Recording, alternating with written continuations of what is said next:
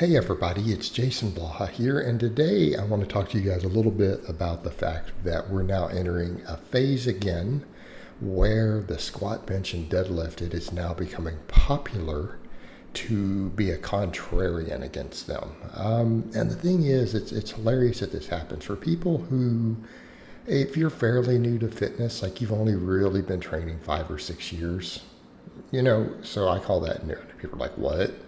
So if you're fairly new to fitness, you haven't watched the trends for the past 20, 30 years, right?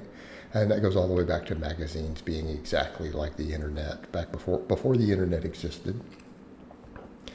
So what you see in the lifting world, particularly because there's always a bodybuilding influence, we see this go in phases, right? To where the squat, bench, and deadlift are the greatest lifts. They're again our foundational lifts, and if you don't focus on them really heavily, then you're a noob, you're silly, and you don't know what you're doing. Okay, because Arnold did them, Ronnie Coleman did them, right? And I guess it depends on I almost feel like what trickles into the fitness world is whoever the current Mr. Olympia is determines if the squat, bench, and deadlift are phenomenal, amazing exercises just for getting jacked, or if they're just completely overrated and you should avoid them because they just beat you up and make you hurt, right? I feel like that actually is an enormous factor.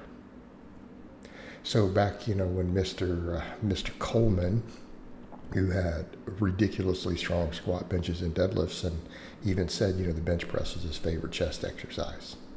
He said that the flat bench, right? That's the king right there. They became really in vogue again. So, you always see this in phases. And for me as a powerlifter, I think it's funny. And for me as a strength coach, I think it's funny because they really are our foundational lifts for getting strong. And they can add hypertrophy. Now, obviously, I don't believe in high specificity powerlifting.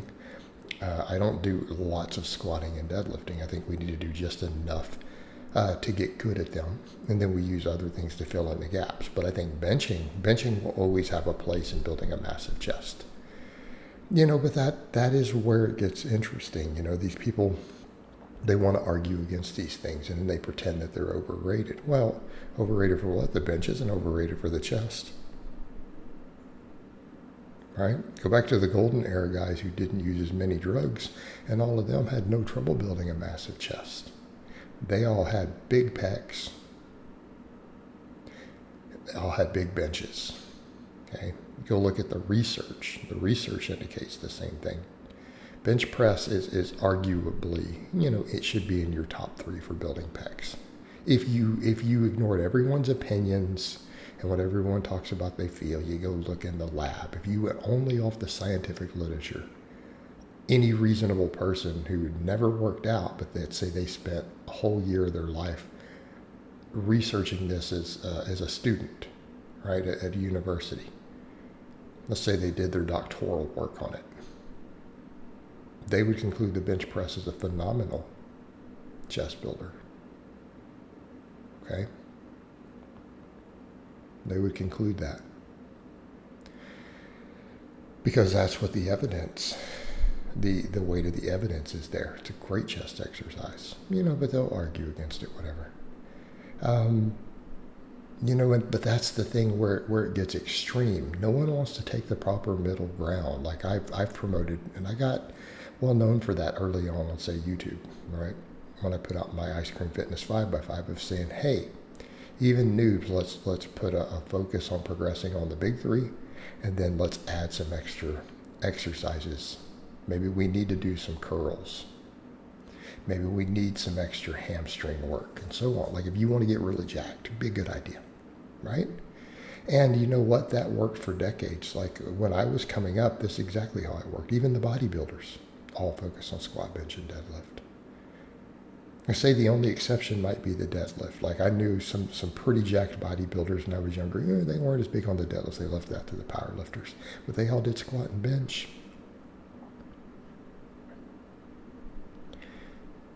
Right?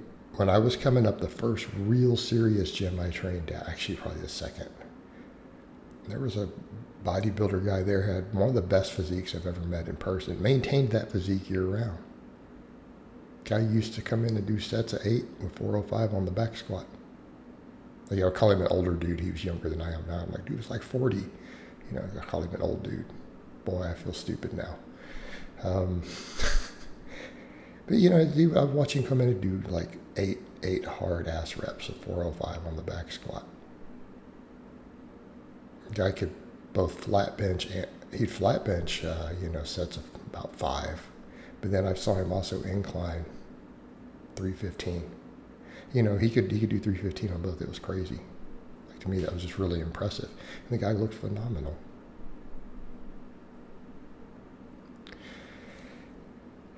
And it's again, if you were to look at the evidence only, you would conclude they're great exercises.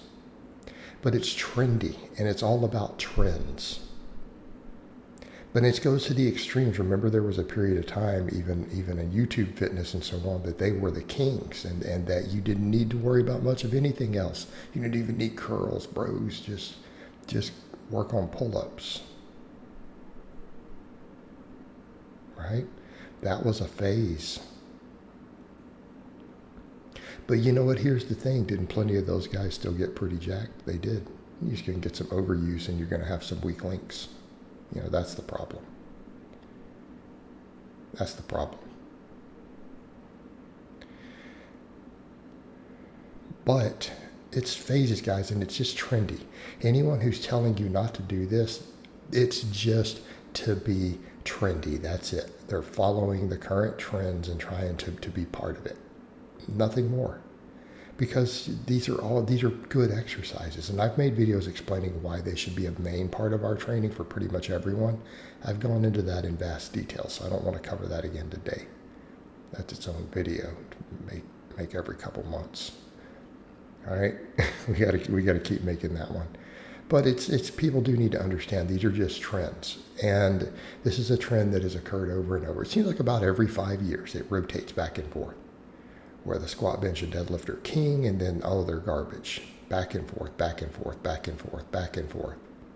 Same thing with dietary approaches, right? These things all go through rotations. What's a fad? What's in vogue?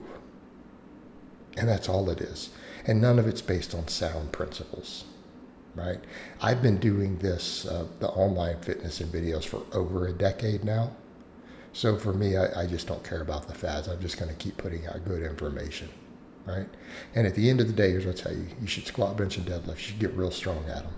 And then fill in your gaps with other exercises. That's what you should do. And there's great programming on the squat, bench, and deadlift. There's tons of amazing programming, research on technique. Use them. And then if you want to do some curls, do some curls, bros. All right, guys, but that's really all I have to say on that today. I hope it's been informative, and I'll talk to you guys next time.